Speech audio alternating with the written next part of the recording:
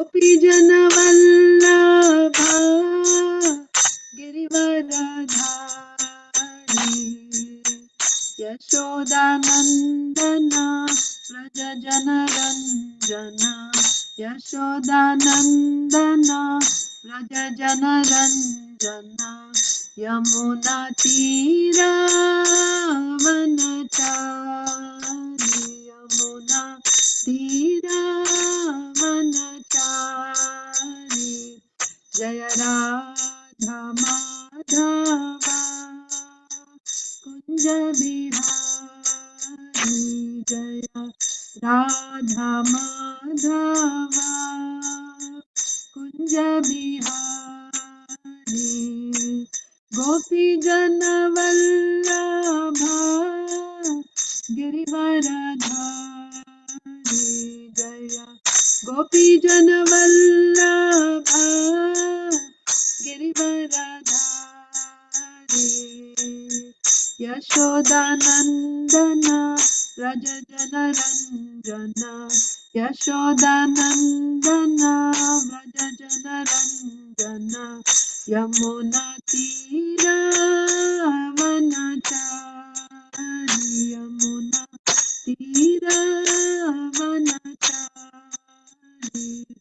जय राधा माधवा कुंज बिहारी जय राधा माधवा कुंज बिहारी हरे कृष्णा कृष्णा कृष्णा हरे हरे हरे राम राम राम हरे हरे हरे कृष्णा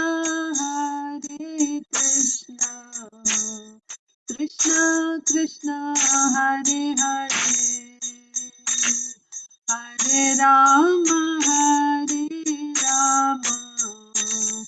राम राम हरे हरे हरे कृष्णा कृष्णा कृष्णा हरे हरे हरे राम राम राम हरे हरे हरे कृष्णा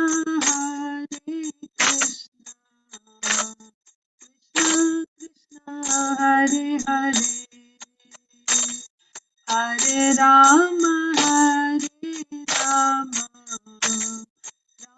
राम हरे हरे हरे कृष्णा कृष्णा कृष्णा हरे हरे हरे राम राम राम हरे हरे हरे कृष्णा कृष्णा कृष्णा हरे हरे हरे राम राम राम हरे हरे जय राधा शरद बिहारी राधा शरद बिहारी राधे जय राधा शरद बिहारी राधा शरद बिहारी राधे जय जय प्रभुपाद प्रभुपाद जय जय प्रभुपाद जय जय प्रभुपाद प्रभुपाद जय जय प्रभुपाद जय ओम विष्णुपाद परमहंस परिव्राजकाचार्य अष्टोत्तर शत Shri Srimad his divine grace Abhay Charanaravinda Bhakti Vedanta Swami Srila Prabhupada की जय। इस्कॉन फाउंडर आचार्य श्रील प्रभुपाद की जय। अनंत कोटि वैष्णव वृंद की जय। नामाचार्य श्रील हरिदास ठाकुर की जय। प्रेम से कहो श्री कृष्ण चैतन्य प्रभु नित्यानंद, श्री अद्वैत गदाधर श्रीवासादि गौर भक्त वृंद की जय। श्री श्री राधा कृष्ण गोप गोपीनाथ श्याम कुंड राधा कुंड गिरि गोवर्धन की जय। ब्रजभूमि श्री वृंदावन धाम की जय। नवद्वीप मायापुर धाम की जय। पुरुषोत्तम क्षेत्र जगन्नाथपुरी धाम की जय। जगन्नाथ बलदेव सुभद्रा महारानी की जय। गंगा माई की जय। यमुना माई की जय। तुलसी महारानी की जय। भक्ति देवी की जय। ग्रंथराज श्रीमद् भागवतम की जय। Srimad Bhagavad Gita as it is की जय। सामवेद गौर भक्त वृंद की जय। निताय गौर प्रेमानंदे हरि हरि बोल। All glories to assembled devotees. All glories to assembled devotees. All glories to assembled devotees. All glories to Sri Guru and Sri Gauranga. All glories to Srila Prabhupada. Namo Om Vishnupadaya Krishna Preshtaya Bhutale Srimate Bhaktivedanta Swaminiti Namine Namaste Saraswate Deve Gauravani Pracharine Nirvishesha Shunyavadi Paschatya Deshatarine. Om Namo Bhagavate Vasudevaya. Om Namo Bhagavate Vasudevaya. Om Namo Bhagavate Vasudevaya. Narayanam Namaskritya Naram Chaiva Narottamam Devim Saraswatim Vyasam Tato Jayam Mudirayet.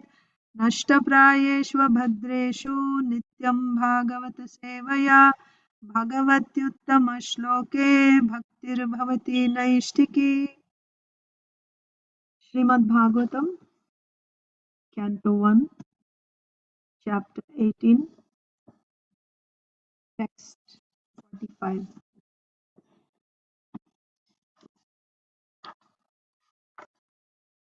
Are you going to share the screen, Mataji? Shamagori Mataji. Sorry, Mataji. Yes.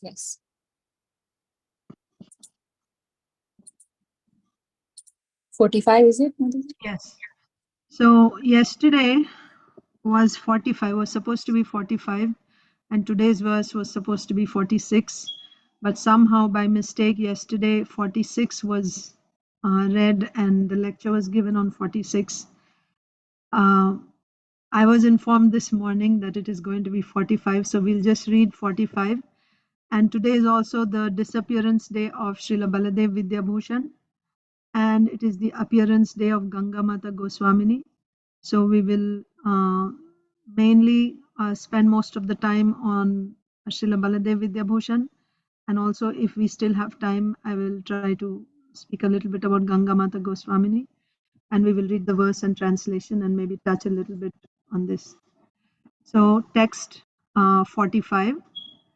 Tadarya dharma praviliyate nrinam varnashramacarya yutastrayimaya ततोऽर्थकामाभिनिवेशितात्मनां शूनां कपीनामिव वर्णसङ्करः तदार्यधर्मः प्रविलीयते नृणां वर्णाश्रमाचारयुतस्त्रयीमयः ततोऽर्थकामाभिनिवेशितात्मनां शूनां कपीनामिव वर्णसङ्करः तदार्यधर्मः प्रविलीयते नृणां वर्णाश्रमाचारयुतस्त्रयीमयः ततोऽर्थकामाभिनिवेशितात्मनां शूनां कपीनामिव वर्णसङ्करः.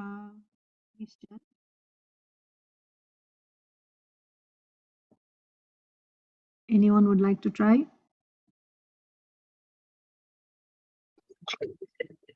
Hare Krishna. Tadarya-dharma pravilayate-nam varnāśramaśārayutāstrayīmayam tatortha-kāmabhinivēṣitātmanām shunām kapinām-eva varnasaṅkarām. Thank you, Krishna. Hare Krishna. Tadarya dharma praviliyate nunam varnashramacharayuta trayimaya tatorthakama biniveshitatmanam sunam kapinam iva varna shankara. Hare Krishna. Hare Krishna. Tadarya dharma praviliyate nirnam varnashramacharya yutastai mayaha tato arthakama vishitatmanam sunam apinam iva varna shankara. Hare Krishna. Anyone else? Hare Krishna.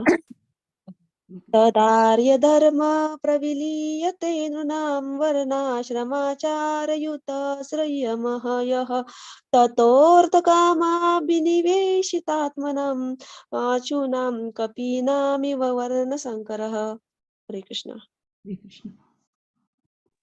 Tadarya dharma praviliyate nृणां varnashramacharayutastrayimaya tatorthakama viniveshitatmanam shunam kapinam iva varna sankarah. Thank you. Word to word translation. Tada, at that time. Arya, progressive civilization. Dharmaha, engagement. Praviliyate, is systematically vanquished. Nrinam, of humankind. Varna, caste. Ashrama, orders of society. Acharayutaha, composed in a good manner.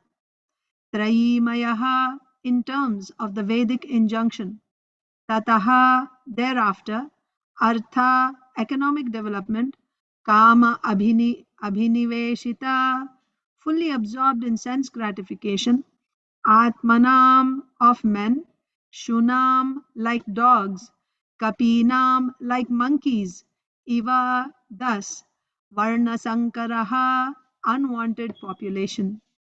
Translation and purport by His Divine Grace A.C. Bhaktivedanta Swami Srila Prabhupada. Srila Prabhupada ki jai. Translation.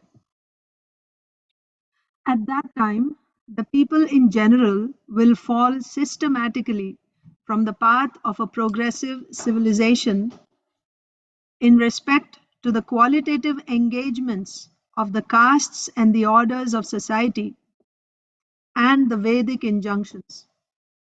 Thus, they will be more attracted to economic development for sense gratification, and as a result, there will be an unwanted population on the level of dogs and monkeys. I'll read that again.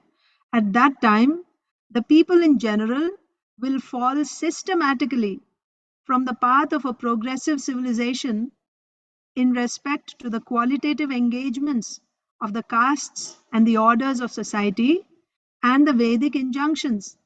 Thus, they will be more attracted to economic development for sense gratification, and as a result, there will be an unwanted population on the level of dogs and monkeys. Purport. It is foretold herein that in the absence of a monarchical regime, the general mass of people will be an unwanted population like dogs and monkeys. As the monkeys are too sexually inclined and dogs are shameless in sexual intercourse, the general mass of population born of illegitimate connection will systematically go astray from the Vedic way of good manners and qualitative engagements in the castes and orders of life. The Vedic way of life is the progressive march of the civilization of the Aryans. The Aryans are progressive in Vedic civilization. The Vedic civilization's destination is to go back to Godhead, back home, where there is no birth no death, no old age, and no disease. The Vedas direct everyone not to remain in the darkness of the material world, but to go towards the light of the spiritual kingdom, far beyond the material sky. The qualitative caste system and the orders of life are scientifically planned by the Lord and his representatives, the great rishis. The perfect way of life gives all sorts of instruction in things both material and spiritual. The Vedic way of life does not allow any man to be like the monkeys and dogs, a degraded civilization of sense gratification and economic development is the byproduct of a godless or kingless government of the people, by the people, and for the people. That's important. I'll read that line again. A degraded civilization of sense gratification and economic development is the byproduct of a godless or kingless government of the people, by the people, and for the people. The people should not therefore begrudge the poor administrations they themselves elect. Om Ajnanatimirandhasya Jnananjana Chakshurunmilitam Yena Tasmai Sri Gurave Namaha Sri Chaitanya Manobhishtam Sthapitam Yena Bhutale Swayam Rupaha Kada Mahyam Dadati Swapadantikam Vandeham Sri Guru Sri Yuta Sri Gurun Vaishnavamscha Sri Rupam Sagrajata Sahagana Raghunathanvitam Tam Sajivam Sadvaitam Savadutam Parijana Sahitam Krishna Chaitanya Devam Sri Radha Krishna Pada Sahagana Lalita Sri Vishakhanvitamscha He Krishna Karuna Sindho Deenabandho Jagatpate Gopesha Gopika Kanta Radha Kanta Namostute Tapta Kanchana Gaurangi Radhe Vrindavaneshwari Vrishabhanu Sute Devi Pranamami Haripriye Vanchakalpatarubhyascha Kripa Sindhubhya eva cha Patitanam Pavanebhyo Vaishnavebhyo Namo Namaha Sri Krishna Chaitanya Prabhu Nityananda Sri Advaita Gadadhar Srivasadi Gaura Bhakta Vrinda Hare Krishna Krishna Krishna Hare Hare Hare Rama Rama Rama Hare Hare.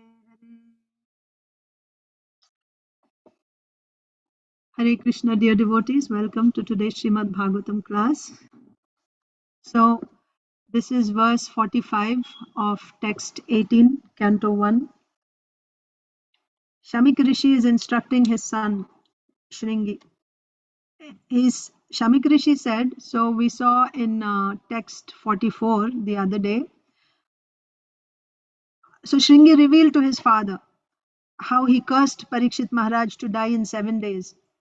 So Shamik Rishi is lamenting, oh, such a great mistake has been done.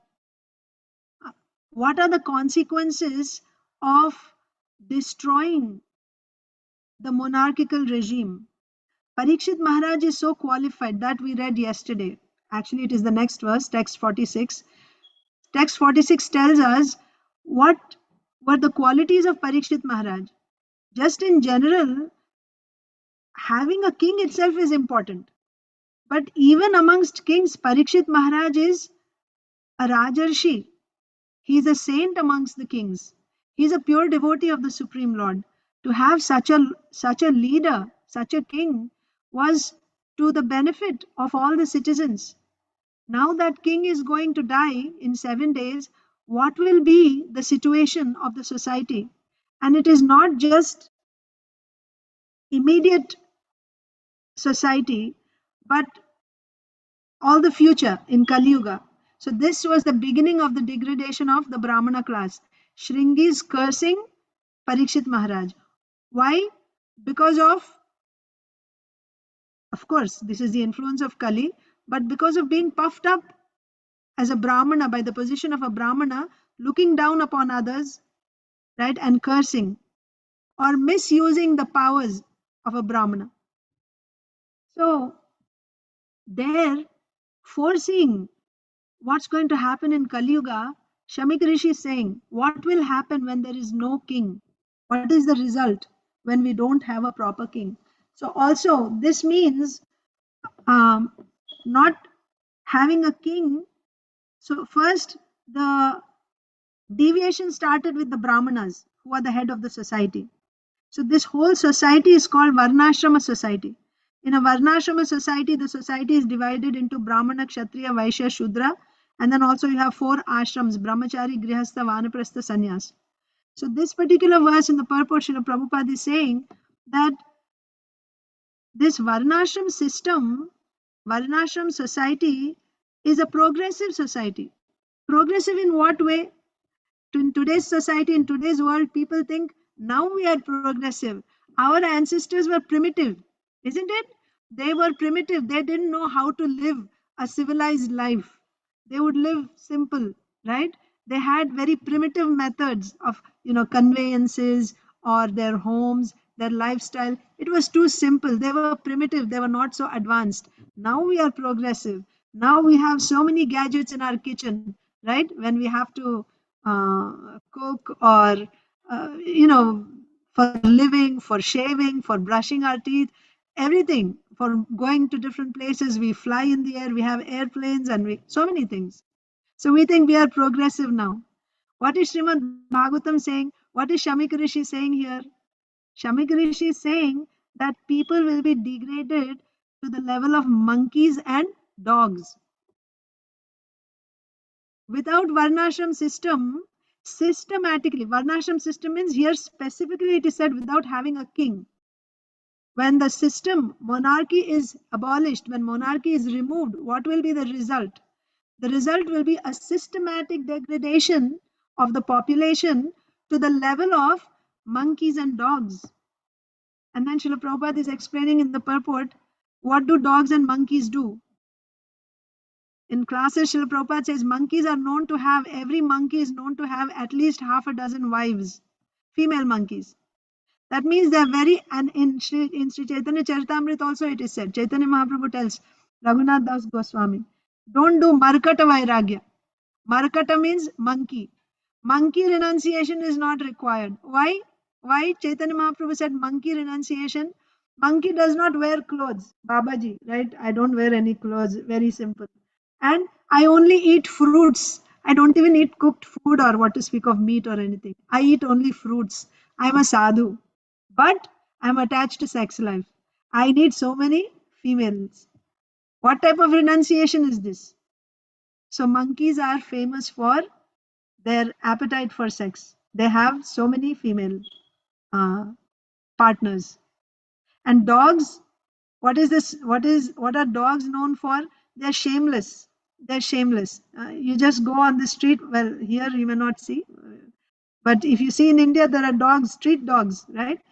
Anywhere, right on the road, you see them mating with female dogs. Shameless in their, sexual activities. So what is the level, what is the advancement of man today in today's society?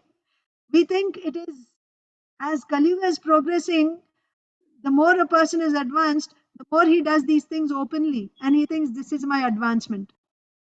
Whereas in Vedic culture, these activities are private. You don't see that. Even if somebody is husband and wife, you don't see them walking around holding hands or putting hands on each other. That is considered to be a very, like low class activity. You remember from Ajamil's uh, history. When Ajamil went, he never saw such a thing. A woman and man behaving so intimately in public. When he saw that, he was so disturbed. But that is the level of consciousness of the people. And who is to be blamed for this situation? Shamik Rishi is saying the Brahmanas are to be blamed. When the Brahmanas become degraded, then next the Kshatriyas are degraded. Here specifically, a Kshatriya king has been punished for no reason, emperor. So that means without a monarchical regime, the entire society degrades to the level of monkeys and dogs. And then finally, we remove monarchical regime, and finally we came to democracy. And in democracy, we elect our leader, who will be our president, prime minister. And then when their behavior is not proper, then we complain, right? Why? Being a leader, he's acting like this because he's not trained. He's not a trained Kshatriya. How do you expect such behavior from someone who's from the class of Shudras? That's the last statement of the purport. Srila Prabhupada is saying, you have elected your leader from amongst the Shudras, and you expect that Shudra to act like a Kshatriya, like an Arya? Not possible. So if you want proper guidance, then the only solution is you have to go back to the Varnashram system.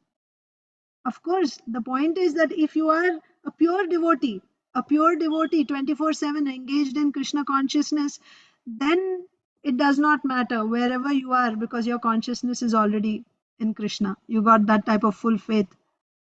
But are we in that position? Anyone who's not on the level of pure unalloyed devotional service, he needs Varnashram system, because he will be influenced by the modes of passion and ignorance. And in Varnashram system, the whole goal of Varnashram system is to guide all the living entities, all the subjects towards pure devotional service. That's the only goal of Daiva Varnashram system. If anything else is the goal, then that is not conducive.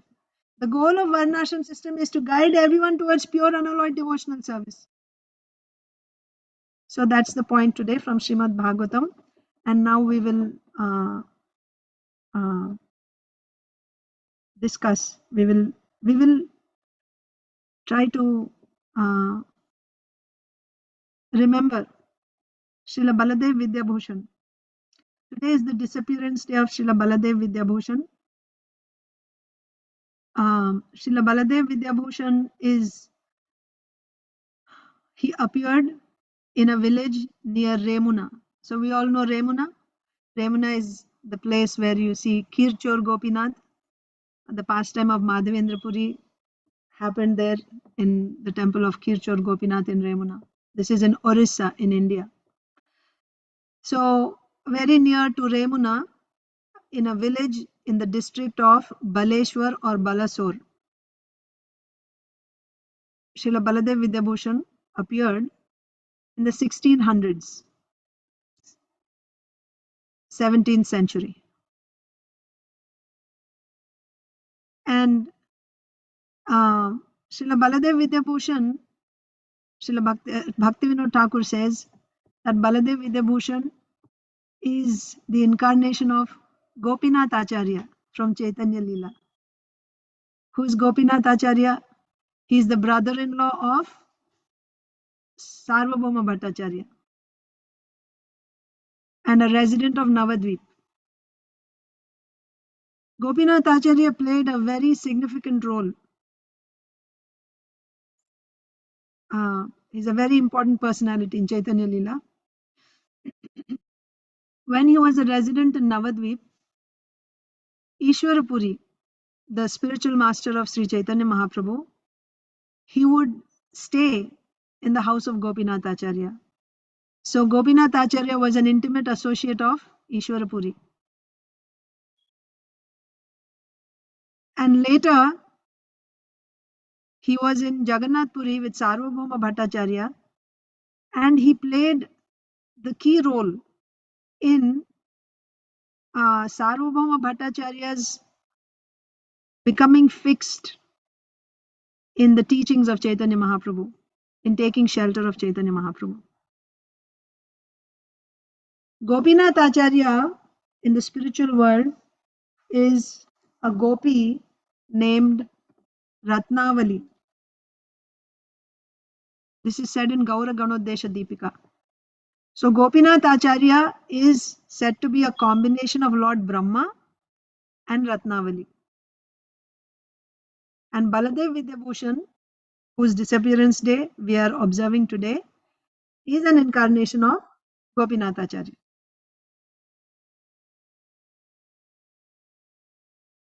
Baladev Vidyābhusan is a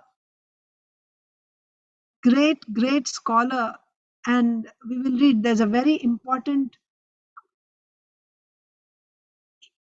there's like a milestone in the history of Gaudiya Vaishnavism, and he played a key role in that. So in order to come to that point, we will try to understand what happened before that, right? Before we reach to that point, we'll try to understand. Baladev Vidyābhusan, we don't find a great many details about his birth and his parents and his lineage. Although he was a prolific writer, because he was completely devoid of false ego,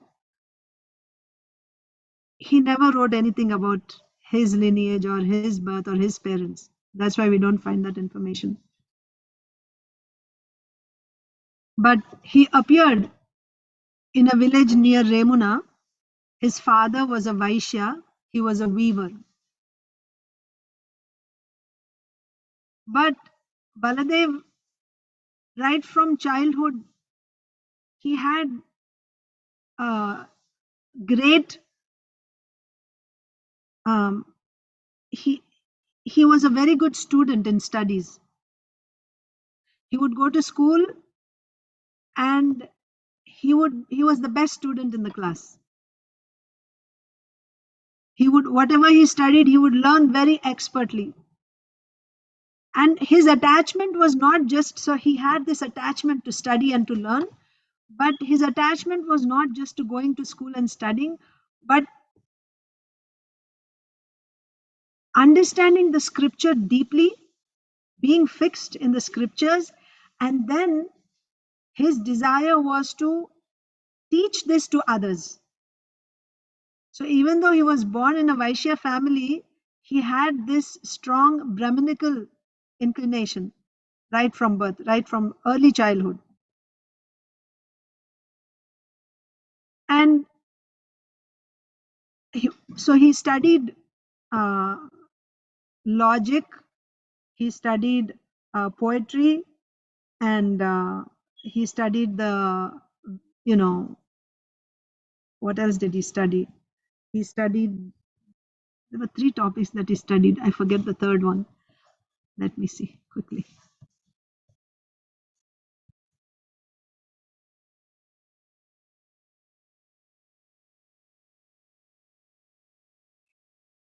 Yeah. Vedanta. Okay, he studied Vedanta. Okay, so no, grammar, sorry. So he learned grammar, poetics, and logic. And he achieved expertise in all these subjects. So he studied logic, poetics, and grammar, Sanskrit grammar. And he studied the Vedanta in great depth.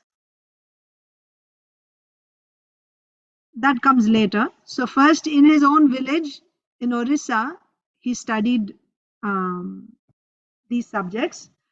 And after he finished his school, he didn't, what do you say, like normally, what would they do in a Varnashram society? After you complete your education, you will go and assist the father, right, in your family business. But he didn't do that. He didn't take to his father's business and to maintain the family. Rather, he wanted to go and search for the most exalted teachers from whom he could learn more. So he left home and he traveled. As a young youth, he would travel, meeting learned personalities and learning from them. And he was searching. So searching while traveling, he came to South India. And there finally he came to a matha that was established by Ananda Tirtha. Ananda Tirtha is a descendant of Srila Madhvacharya. So this was an ashram of the Tattvavadis. Madhvacharya's descendant Ananda Tirtha had an ashram and he joined there, and there he very scrutinizingly studied the Vedanta philosophy according to Madhvacharya. This is very significant, and he actually took initiation also. He took initiation in the Madhva Sampradaya. His Baladeva Vidyābhusan's taking initiation in the Madhva Sampradaya plays a very important role, which we will see later on. And his studying, very scrutinizingly understanding the philosophy of Madhvacharya. So you see, the four Vaishnava Sampradayas, they have their commentaries on the Vedanta. For a Sampradaya to be bona fide, they must present a commentary on the Vedanta Sutras. So Madhvacharya had his commentary. I think it's called, what's it called? Purna Bhashya. Let me check.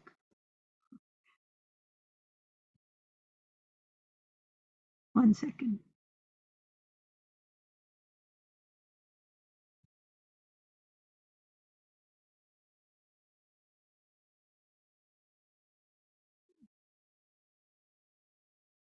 Sorry. I'm not able to find it now. But I think his Madhvacharya's philosophy is called, Purna Pragya. Sorry, Purna Pragya, that's his name. So Purna Pragya Bhashya, that is Madhvacharya's philosophy or his commentary. His commentary on Vedanta Sutras is called Purna Pragya Bhashya. And then of course Ramanujacharya from Sri Sampradaya, he is given the Sri Bhashya. And then similarly we have the commentaries of Rudra Sampradaya. Vishnu Swami has given Sarvagya Bhashya. And then Kumara Sampradaya have Parijata Saurabha Bhashya. Like that. And of course the Mayavad school, Shankaracharya has given Shariraka Bhashya.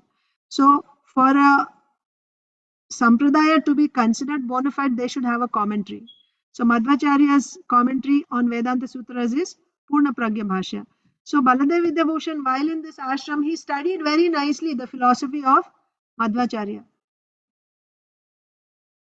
And then, by the will of the Lord, after he studied nicely, thoroughly, he decided to go back to his hometown. That means he decided to go back to Orissa. Now he's in South India. He wanted to go back to Jagannath Puri. So while in Jagannath Puri, he met one devotee called Radha Raman Das. Radha Raman Das. Sorry, not Radha Raman, Radha Damodar Das. So Radha Damodar Das is a grand disciple of Rasikananda. So the disciplic succession goes like this. Chaitanya Mahaprabhu's associate is Gauridas Pandit, Ambika Kalna. So Gauridas Pandit. Gauridas Pandit's disciple is Hriday Chaitanya. Hriday Chaitanya's disciple, Hriday Chaitanya Goswami, his disciple is Shyamananda Pandit. Shyamananda Pandit's disciple is Rasikananda. Rasikananda's disciple is, let me see, Rasikananda's disciple is called, I think, Nanda, one second, Nayanananda Goswami. And Nayanananda Goswami's disciple is Radha Damodar Goswami. So this Radha Damodar Goswami is the grand disciple of Rasikananda, and his you can say Shiksha disciple, his disciple is Baladeva Vidyābhusan. Baladeva Vidyābhusan already took initiation from Madhva Sampradaya, remember that. So he met Radha Damodar Goswami, and from him he heard about Chaitanya Mahaprabhu, Lord Chaitanya Mahaprabhu, and Chaitanya Mahaprabhu's Achintya Bheda philosophy.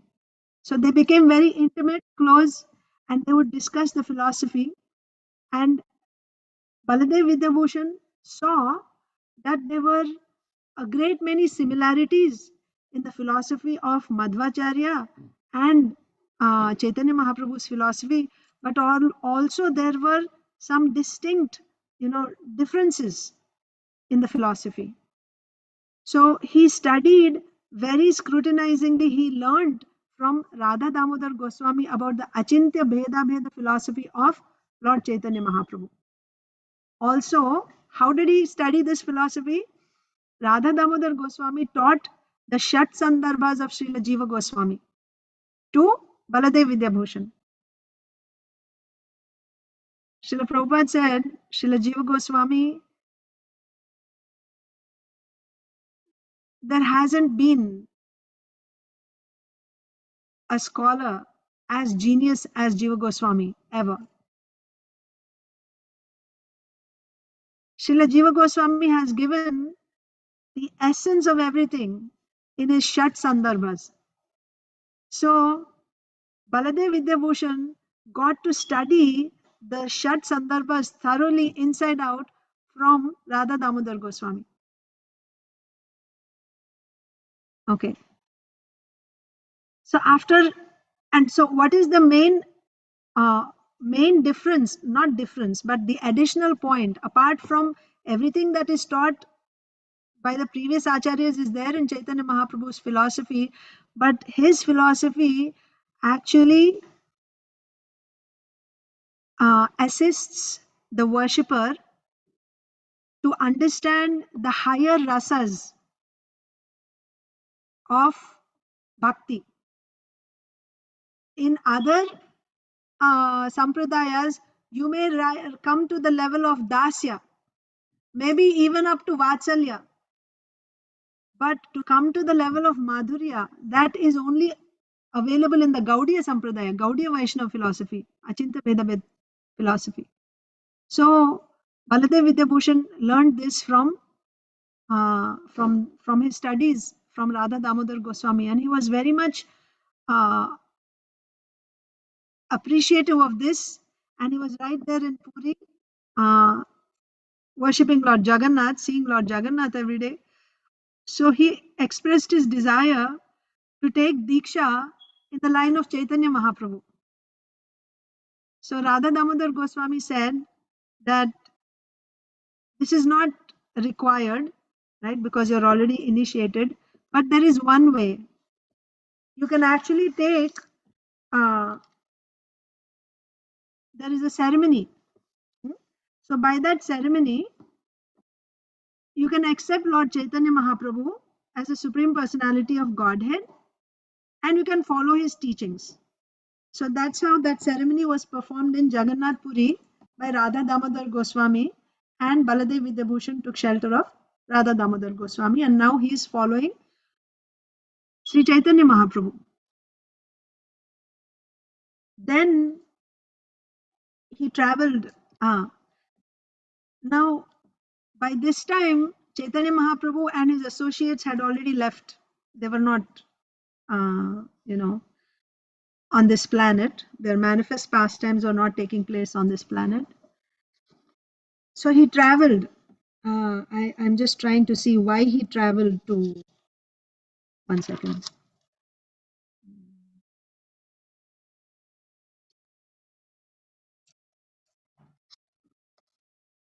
Yeah.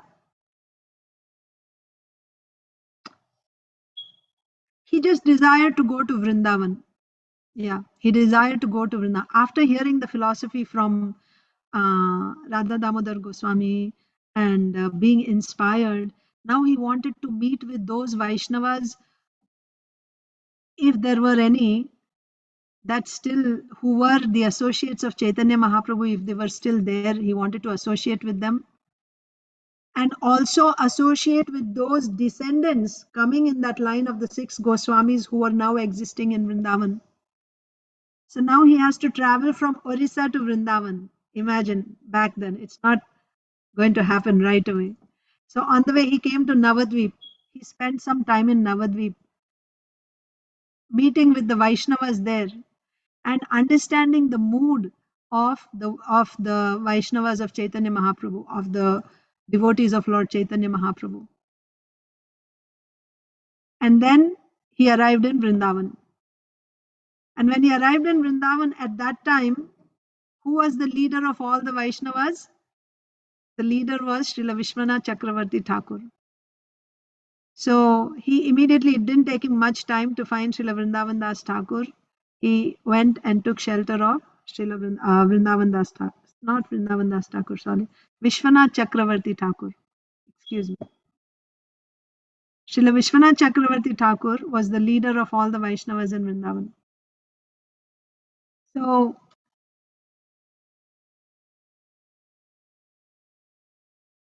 yeah. When he met Srila Vishwanath Chakravarti Thakur, he was quite elderly at that time. And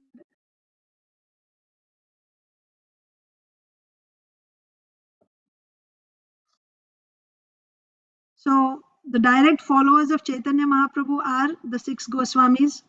Of the 6 Goswamis, the youngest Goswami, Srila Jiva Goswami. Jiva Goswami was the son of the youngest brother. So you have Sanatan Goswami, Rup Goswami and Anupam. So Anupam was the youngest brother and his son was Jiva Goswami. So by age he was very young. So although he was an associate of Chaitanya Mahaprabhu,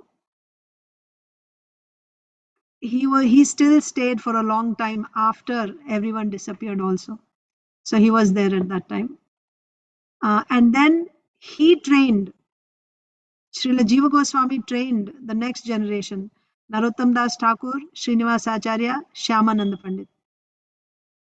And Shyamananda Pandit's grand disciple is Radha Damodar Goswami, and Baladeva Vidyābhusan was trained by Radha Damodar Goswami, like that. So now in Vrindavan, when he came, Srila Vishwanath Chakravarti Thakur was there. And Baladeva Vidyābhusan studied Srimad Bhagavatam from Srila Vishwanath Chakravarti Thakur thoroughly. He learned Srimad Bhagavatam from Srila Vishwanath Chakravarti Thakur. Not only that, Srila Vishwanath Chakravarti Thakur is called Rasacharya, the Acharya of Rasas. So if you have read his commentaries, you will see his commentaries are filled with rasa, means humor. Commentaries are given in the form of a dialogue. So the speciality of Srila Vishwanath Chakravarti Thakur is the rasa aspect. So one of his intimate disciples, he arranged, Srila Vishwanath Chakravarti Thakur arranged for one of his intimate disciples to teach Srila Baladeva Vidyābhusan about this rasa. So now, what is the position of Baladeva Vidyābhusan? Try to understand. He was an expert. Of course, right from the beginning, he was such a brilliant student. He was an expert in grammar, logic. Actually, he was like a Digvijay Pandit. He would go and he would debate, even as a very, very young person back in Orissa. He would debate and he would defeat all the other scholars. Then he got trained in Madhva philosophy, Purna Pragya Bhashya, in the Mutt, in Ananda Tirtha's Mutt, right? And after that, he studied the Shat Sandarbhas of Jiva Goswami from Radha Damodar Goswami. And he also studied the Achintya Bheda Bheda philosophy thoroughly. And then now he is studying Srimad Bhagavatam from Srila Vishwanath Chakravarti Thakur. He studied that. And now he has all the components of rasa, right? He studied the rasa thoroughly. So he is like a super solid, scholar. from all angles. So now he is in Vrindavan at this time. But let's go back a little bit. What is the situation in Vrindavan at that time? The principal deity of Vrindavan, that the great grandson of Krishna had installed. We have Radha Govinda deity. How Govindaji came, how Srimati Radharani came, that's a whole pastime in itself. We are running out of time. But Srila Rupa Goswami, Chaitanya Mahaprabhu had instructed Srila Rupa Goswami to excavate the places of pastimes of Krishna and erect temples. That was one of the services given to Srila Rupa Goswami. So while Srila Rupa Goswami was there in Vrindavan, every day he would perform his bhajan there, and in one place he saw every single day one cow would come and let down her milk. Just like that. In one place she would come and she would let down the milk. And then next day again, same place she would come and she would let down the milk. Like this, day after day, he noticed and he understood. And at that time, Rupa Goswami was searching for the deities. Where are they? And he was praying to the Lord. And he sees this. So then he arranged for people to come and very carefully dig that earth. And there he found Govindadev, Sri Govindaji deity. So what happened was, the Muslim rulers, specifically Aurangzeb, he had passed this decree that all the Hindu temples should be destroyed and all the deities should be destroyed. So, in order to protect the deities, devotees moved the deities out of the temple and hid them here and there. From time to time, there would be invasions happening from the north. When Rupa Goswami had found this deity of Govindji, he had erected a temple, a 7-story temple. That was the largest temple in Vrindavan at one time. 7-story temple for Govindji. And the architecture inside the temple is just out of this world. It's a masterpiece. And about Srimati Radharani, how Srimati Radharani came there, Janava Devi, the consort of Nityananda Prabhu, when she was in Jagannath Puri, you see, those of you who've been to Jagannath temple, in the center you have Lord Jagannath, Baldev, Subhadra Maharani's temple, and outside you have these smaller temples of different, demigods also, all around. So when Janava Devi was going, she saw Durga Devi outside in one small temple, a deity of Durga Devi being worshipped. And when she saw, she thought, wait a minute, that's not Durga Devi, that's Srimati Radharani. She thought like that, but she didn't say anything to anyone. She just went back home. That night, that deity of Durga Devi appeared to her and said, you are right, I am Radha, I am not Durga. And she expressed her desire that she should be taken to Govindji in Vrindavan and worshipped there next to Govinda.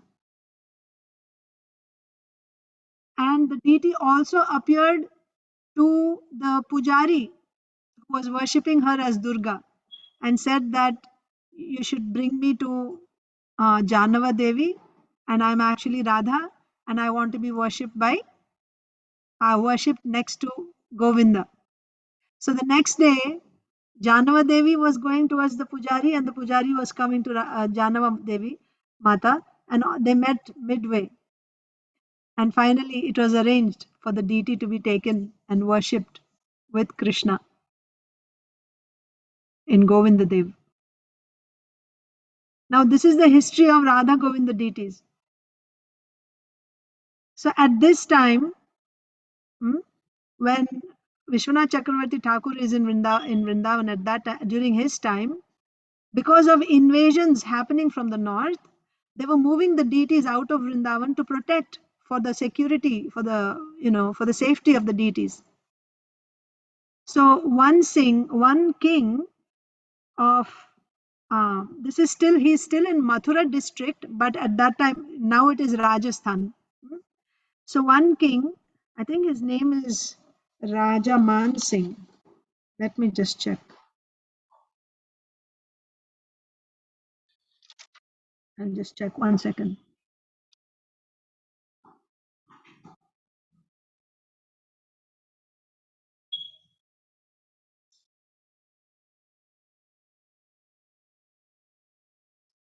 Ram Singh, sorry, not Man Singh, Ram Singh. The name of the king is Ram Singh at that time. So he had his capital in Amber. The place is called Amber. That was back then the capital. And he was a devotee. He was a Vaishnava. So they moved this the Govindji deities to a place in his kingdom for safety. So that place is called Khammam. For 30 years, Govindji was worshipped there. And the understanding in Vrindavan was that for now, for the safety of the deities, they're going there, but eventually they'll come back to Vrindavan and they'll be worshipped here. But that never happened. In reality, that didn't happen. But that was the understanding. Meanwhile, this king, Ram Singh, he was a king for a short time only. And he had a son, Jai Singh. He was a prince when he was 7 years old, and he became a king when he was 14. So he was a king. He became a king when he was still very young. So this Jai Singh, once he went to Vrindavan, he visited Vrindavan with his father to see some, military maneuvers. So while there, he visited the temple of Krishna, and he became very attracted to Krishna, and he became a Krishna Bhakta, Jai Singh. So now, when he became the king, Jai Singh, he felt that the deity should be moved. So after being worshipped in Khammam for some years, then again the deity was moved to another place called Govindapur. And the deity was worshipped in Govindapur for some time. And when Jai Singh became the king, he decided that the deity of Govindji should be in the capital. Why? So that he is under direct protection of the Rajput kings. In case any armies came to attack, they could protect the deity. And of course, he named the capital also in his name. He changed the name. He called it Jaipur. So that's how now his capital is Jaipur. So he brought the deity of Govindji there. There's another history here. So I'm telling you parallelly. So first I told you about Baladeva Vidyābhusan. So this is coming to the present. Now Govindji is being worshipped in Jaipur at this time when Baladev is in Vrindavan. Okay. And there's another history I'm going to tell you. After Ramanujacharya's disappearance in the Sri Sampradaya, there were two divisions. Divisions means one branch. So there's a difference in the point of surrender to the Supreme Lord. What is that difference? One branch believes that if you simply get the mercy, so Sri Sampradaya means coming from Lakshmi Devi. If you simply get the mercy of Lakshmi Devi, your life is successful. You don't need to do anything else. Whereas another branch felt, okay, so to further explain this, that simply if you get mercy, that is sufficient. They give the example of a kitten being carried in the mouth of a cat, right? When the kitten is in the mouth of the cat carries the kitten here and there and picks up from one place and puts in another place. The kitten does not have to do anything from its side. It simply has to stay there, and the cat will take it wherever it needs to go. So this is the idea. If you simply take Diksha in Sri Sampradaya, then you're going back to Godhead. You don't have to do anything else. But the other branch felt, no, it's not like that. It's like the relationship of a baby monkey holding on to the monkey, right? With four legs and the tail, it wraps around the monkey. Then when the mother monkey jumps, the baby monkey is also carried here and there. That means there has to be effort on the side of the worshipper also. Simply by taking initiation, it is not over. You also have to put effort from your side. So these are the two branches. So there was one devotee called Ramananda who believed one of these two branches, and then he moved from South India and he came to this Amber. This was several generations before Jai Singh, many generations before. He came there and he was living in a cave. And then he started to pay visits to the king's palace. The king at that time was Prithviraj. And I think his wife's name is Balan Bai. So when he visited the palace, now from the palace also, they were visiting his place. And eventually the queen became a disciple of this Ramananda. And then she told the king, you should construct an ashram for Guruji. So that's how the king ended up building an ashram for this devotee Ramananda. And all his followers are called Ramanandis. So they differ in the philosophy from the Sri Sampradaya. That's the point here, on this point. But they had a great influence on the king, on the royal family, because the queen became a disciple, and now they became for generations.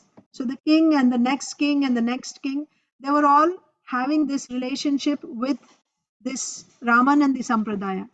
They were the ones that, and they were the worshippers of Lord Ramchandra, Sita Ram Lakshman, Hanuman, the Ramanandis. So that was the worship that was being followed by the kings also, from the family of Prithviraj.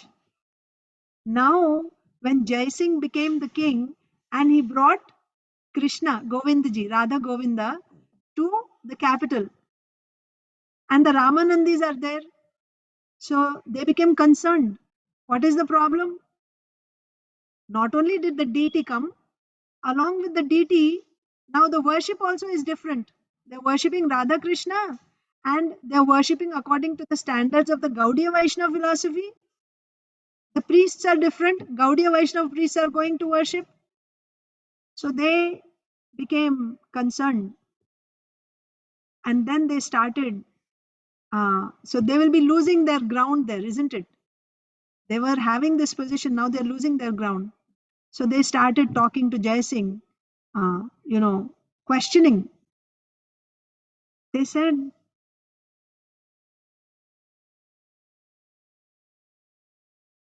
who are these Gaudiya Vaishnavas, by the way? What authority do they have to worship? What is their sampradaya? Because you must have a sampradaya, right? Disciplic succession. So, Jai Singh was young. He was a young king. He was a devotee. He had great faith in Krishna and he had faith in the devotees of Lord Chaitanya Mahaprabhu. But he couldn't answer philosophical questions. So he went and presented those questions to the pujaris and the devotees of Radha Govinda. And they sent messages to Vishwanath Chakravarti Thakur in Vrindavan. Because though he was in touch with the devotees who were worshipping Radha Govinda, and they would send answers. So these devotees first said that what is the Sampradaya? The Sampradaya is Chaitanya Mahaprabhu. Chaitanya Mahaprabhu is the Supreme Personality of Godhead. He's the one who begins the Sampradaya. He started it before and he can start whenever he likes. Like we know, Bhagavad Gita. Krishna said, I'm starting the Sampradaya again because it was lost. So I'm speaking to Arjun again. So a new Sampradaya is started. So Krishna can start Sampradaya anytime. Ramanandis didn't agree. They said, no, no, no. The Padma Purana says, like you have these, it has to come in one of these sampradayas. So then they couldn't answer. They asked Vishwanath Chakravarti Thakur, and Vishwanath Chakravarti Thakur sent some answers. When answers were sent, it only escalated the problem. They came up with more questions. They said, by the way, we don't even know that you are bona fide, and then we see that you're worshipping Radharani on the altar. How can you worship Radha Krishna? Where is this said in the scripture? Anywhere? They are not even married. We don't find any proof in the scripture that they are wedded. Sita Ram, yes, you can worship. That is fine. Lakshmi Narayan, no problem. But Radha Krishna, we don't see this anywhere in the scripture. We cannot accept this. And then one more problem. They said, for you to be considered a bona fide Sampradaya, you should have your commentary on Vedanta Sutra. So that's another discussion, how the Vedanta Sutra, that is the essence of everything, right? The Vedas are given, and finally, the last thing is the Vedanta Sutra. So you need to, for you to be counted as a bona fide Sampradaya, you should have a commentary. Your commentary will explain what is your philosophy on the Vedantas. Where is your commentary? For the Gaudiya Vaishnava philosophy, mind you, not for the Tattvavad philosophy. For the Gaudiya Vaishnava philosophy, where is your commentary? So since they don't have commentary, they are not bona fide. So these Ramanandis are telling the king, Jai Singh, they don't have an authorized commentary, and whatever worship that they're doing, we don't recognize it. We don't see how they are connected with the Sampradaya at all. We cannot accept that. And the worshipping Radha Krishna will take over the worship because they are not bona fide. And not just Radha Govinda, but all the deities that the Gaudiya Vaishnavas are worshipping in Vrindavan, right, will take over. Because we are qualified, we will worship. So now Jai Singh was in great problem. So he approached Vrindavan, Vishwanath Chakravarti Thakur. Vishwanath Chakravarti Thakur, at that time, he was over 90 years old. When the deities were first moved from Vrindavan, when Radha Govinda was moved from Vrindavan to this king's kingdom, he was about 60 years old then. So now that was in 1671, the deities were first moved. Now it was in 1700s, early 1700s. So he was very old. He couldn't travel. But he told Baladeva Vidyābhusan, you should go. So Baladeva Vidyābhusan said, but why are they creating this problem? Chaitanya Mahaprabhu is the Supreme Personality of Godhead. It is already there in the scriptures. What is the problem in accepting that? So Srila Vishwanath Chakravarti Thakur said, no, they won't accept it. So you'll have to actually go and prove it from Shastra. The Gaudiya Vaishnava Siddhanta, you'll have to go and prove it. And not just prove it to other devotees, right? Like if I have to present to you something, I will quote from our books and I will say, and you will all accept because you're all devotees. And not just someone who's, who doesn't know. These are all scholars. Scholars in the Vedas, scholars in the Puranas, they know. And they're not our Sampradaya also. They're outside. To go and establish and to make them accept the Gaudiya Vaishnava philosophy as a Pramanika philosophy, that was the task assigned to Baladeva Vidyābhusan. So for several days, Srila Vishwanath Chakravarti Thakur, Baladeva Vidyābhusan studied very nicely. Studied means from all different angles. And then taking the blessings of Srila Vishwanath Chakravarti Thakur, he set off to this place, Ambar.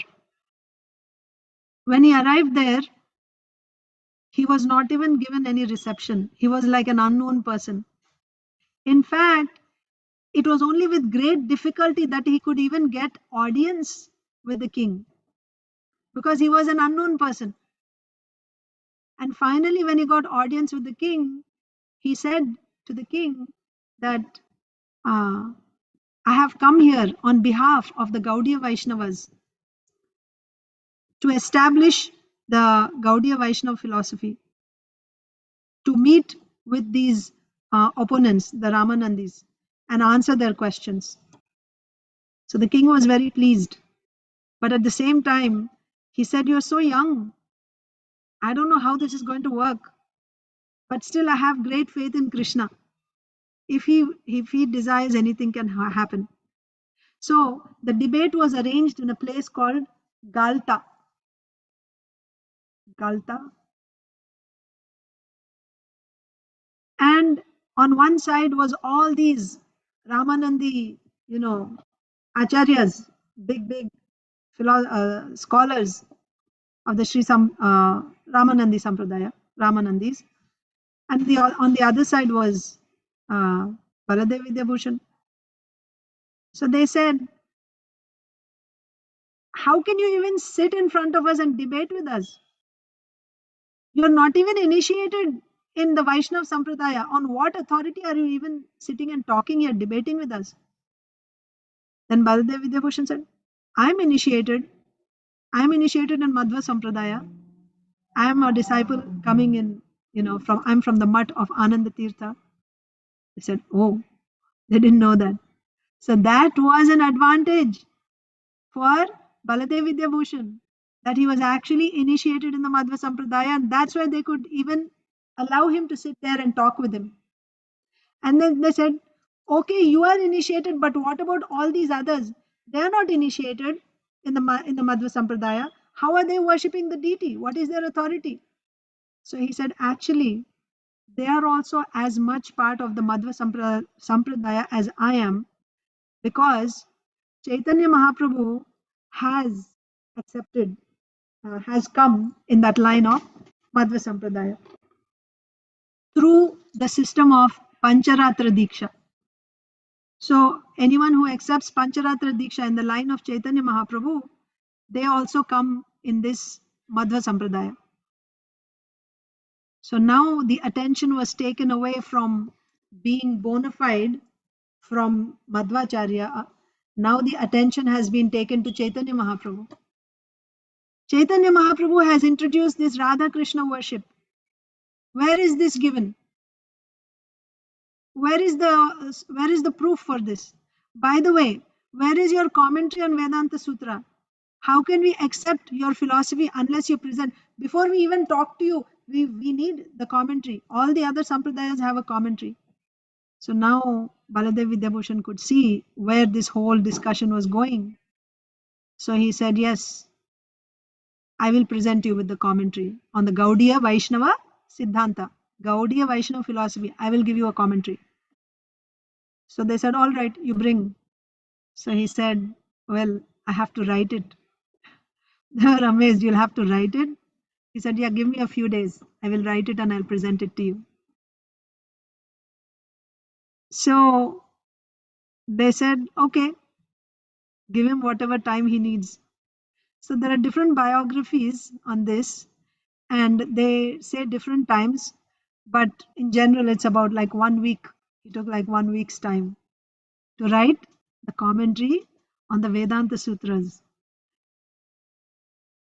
Writing a commentary on Vedanta Sutras, it's not like writing an essay or even writing your thesis or dissertation. How long does it take for you to write a dissertation? Just imagine. And he asked for a few days to write the commentary on the Vedanta Sutras.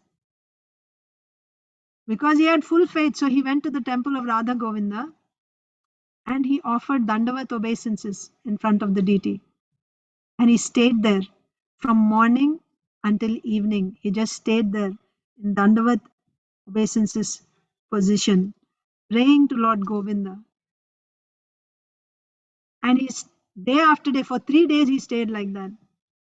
And finally, after 3 days, he sat up and right there in the temple itself, in the presence of Radha Govinda, he started writing his commentary on the Vedanta Sutra. And he finished it in 7 days. And then he brought it to the Ramanandis. And the Ramanandis got this. Actually, Shamgori Mataji, what do you think I should do? Should I stop here? It's 9:06. Just conclude. I mean, it's so nice to hear about. I didn't even pay attention to time. I think we can go on. It's holiday also. I hope. I hope, yeah, if anyone has any objection, just raise your hand. Okay. Yeah. I'll continue. Yes, Mataji, please. So, he brought the commentary and he gave it to the Ramanandis. First of all, they were amazed that he actually finished writing the whole commentary in such a short time. That was quite mind-boggling. And then they took it. It took him several days just to read it, and they couldn't even finish it, by the way. And just the way it was written, so lucid, and they were completely, amazed by the writing. But they couldn't finish the whole thing. But even with the little, whatever they read, they understood the power, the quality. And they said, we understand everything that is written is in line with Madhvacharya's philosophy. There's nothing, like it's all completely in line. But then Baladeva Vidyābhusan said, yes, but there are some differences, because they had question about worshipping Radharani with Krishna on the same altar. Their point was, she is not married. We don't find any evidence from scripture that Radharani was married to Krishna, so you cannot worship them together on the same altar. Unmarried, how they can be together? So you can worship Radharani on a separate altar, but not with Krishna. So to answer that, Baladeva Vidyābhusan said, because they couldn't read the whole thing yet, so he said, you read chapters 40 to 43. There you will find answers to your questions about worshipping Radharani. And he explained, whether married or not married, she is the internal potency of the Supreme Lord. The Lord is always worshipped with his internal potency. So those questions were answered there. And they were completely convinced. I mean, they couldn't say anything. So then they said, what is the name of this commentary? He said, it is Govinda Bhashya. Who wrote this commentary? They asked, who wrote this commentary? So he said, Govinda wrote it. I can take credit for being the scribe. I wrote it down, but it was Govinda who dictated it to me. Therefore, this is Govinda Bhashya, the words of Govinda. What human being can write such a commentary in such a short time? This is only Govinda who did it. So that's how he established the Gaudiya Vaishnava Siddhanta, this Achintya Bheda philosophy amongst all the other Vaishnava Sampradayas, and everyone accepted it by the efforts of Baladeva Vidyābhusan. And right in that, and then he arranged for the Gaudiya Vaishnava devotees to worship Radha Govinda. To this day, the descendants of the, those Vaishnavas, Gaudiya Vaishnavas, they're worshipping Radha Govinda. And in that place, so in Jaipur, we have the main temple of Radha Govinda. But the place where this debate took place in Galta, Baladeva Vidyābhusan erected a temple of Vijay Gopal. Vijay Gopal or Vijay Govinda? Let me see. I think it's Vijay.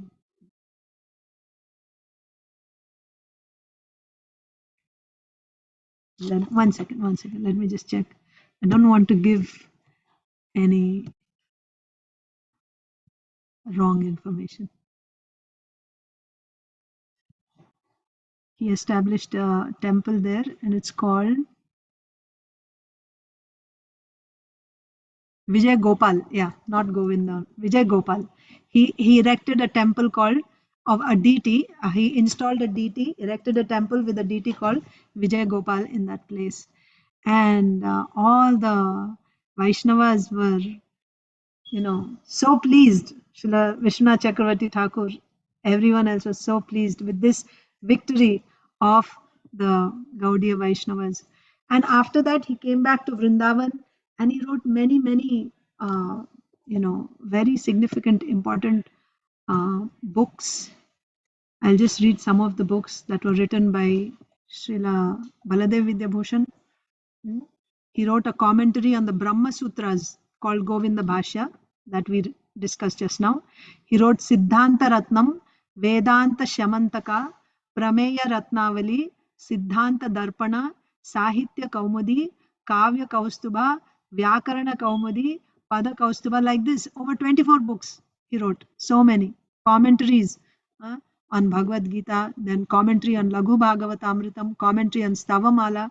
So on the books of the Goswamis, he wrote commentaries. Commentary on Rasikananda's Shyamananda Shataka, commentary on Chandraloka, like this. And there's a particular style, a classic style of the commentaries of Baladeva Vidyābhusan.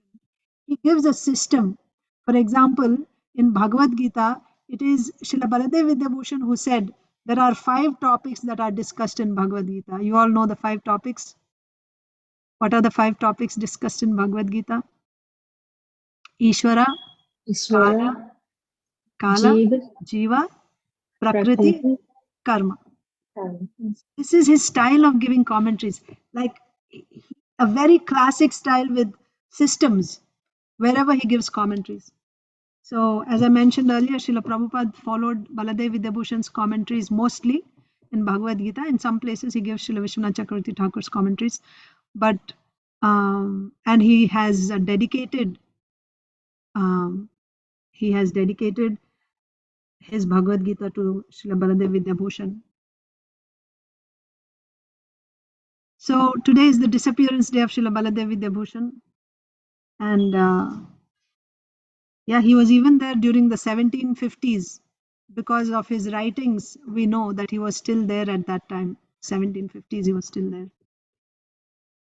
So on this day, we should pray for the mercy of Srila Baladeva Vidyābhusan, that we may be of some instrument, of our acharyas in whatever small insignificant way. We can also try to serve our acharyas. They have worked so much for all of us. Today is also the appearance day of Ganga Mata Goswamini. I will quickly read. I won't tell. Telling will take some time. I'll just quickly read about Ganga Mata Goswamini. So this is from her childhood. Princess Sachi Devi, the daughter of King Naresh Narayan of Bengal, showed unalloyed devotion to Lord Sri Krishna. She even refused to marry on account of her genuine attachment to Krishna. After her father's demise, she ruled the kingdom. So what's her name? Sachi Devi. But she soon renounced it to find a bona fide spiritual master. Princess Sachi Devi met Sri Haridas Pandit, a leading guru in Vrindavan. We find his name in Chaitanya Charitamrita. When we read the Chaitanya tree, we find. So she met Haridas Pandit, a leading guru in Vrindavan, and began performing devout bhajan to Radha Govindaji. Coincidence, huh? Govindaji. Although she became frail from under-eating, she would always sleep on the Yamuna's sandy bank and rise before sunrise to clean Govindaji's temple. Daily she would hear Bhagavad Katha, see Govindaji's Aarti, circumambulate Radha Shyam Sundar's Leela Sthans such as Vamsivat, Seva Kunj, Nidhuvan, Rasasthali. Receiving encouragement from Sri Haridas Pandit, Sachi Devi completely dropped her false ego, put on rags, and went house to house in Vraja begging alms. The Vrajavasis were astonished by her severe renunciation. Taking her guru's suggestion, she went to Radha Kund to associate with Sri Lakshmi Priya Devi Dāsi, a dear disciple of Sri Haridas. Following Thakur Haridas' perfect example, Lakshmi Priya Devi daily chanted 300,000 names, 192 rounds of Krishna, like Haridas Thakur. Every day, the two ladies would circumambulate Govardhan Hill and worship Krishna. On her guru's order, Sachi Devi went to the home of Sarvabhauma Bhattacharya in Jagannath Puri. Sarvabhauma Bhattacharya and most of Lord Gauranga Sundar's eternal associates had already returned to Golok Vrindavan. When she arrived there, they were not there, they had already left. Sachi Devi restored Sarvabhauma's house and established first-class worship of Sri Shyamarai, a deity given to her by a Jaipur Brahmana. Every day she lectured on Srimad Bhagavatam. Her classes became popular, attracting eager listeners from miles around. Many people, including Brahmanas and King Mukunda Dev, took initiation from Sachi Devi. Even the king himself took initiation from her. Now, how she got the name Ganga Mata, that's a nice pastime. On the day of Ganga Sagar Mela, which is today, the devotees go to take bath in the Ganga Sagar today. So on the day of Ganga Sagar Mela, Sachi Devi, who was residing in Jagannath Puri, desired to bathe in the Ganges. That night, the Ganges flowed from the lotus feet of Lord Jagannath. So what she desired, I'm sorry, I don't know if Ganga Sagar Mela is today or not. That's not the point.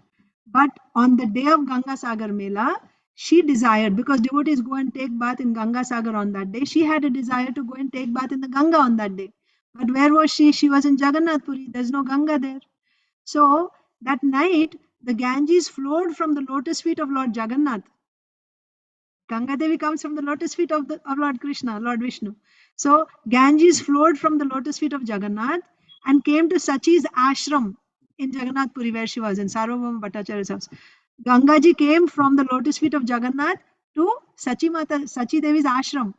Entering Ganga Devi's waters, Sachi floated. So the water was filled up. So she kept floating and she came to inside Jagannath temple. She was inside Jagannath temple being carried by the water. And the temple was locked. So in the morning, after unlocking the doors, the pujaris are surprised to find her sitting, inside the temple next to the lotus feet of Jagannath. Thinking she was a thief, they immediately put Sachi in jail. Seeing this mistake, Lord Jagannath appeared simultaneously in a dream to both the Puri king and the head pujari. The Lord ordered them to release Sachi Devi and take initiation from her. From then on, she became famous as Ganga Mata Goswamini. Ganga Mata Goswamini ki jai. Srila Prabhupada ki jai. So I will end there. Thank you all so much for staying late. Hare Krishna. We won't take questions. It's already late. Hare Krishna. Grantaraj Thank you so Srimad much. Bhagavatam ki jai. Srila Prabhupada ki jai. Srila Baladeva Vidyābhusan ki jai. Jai. Srimati Ganga Thank you, Mata Mataji. Goswamini ki jai. Thank you, Jai. Mataji. Hare Krishna. Hare Krishna. Arcanābhakti Mataji ki jai. Jai. Thank you. Hare Krishna. Thank you, Thank you. Mataji. Hare Krishna.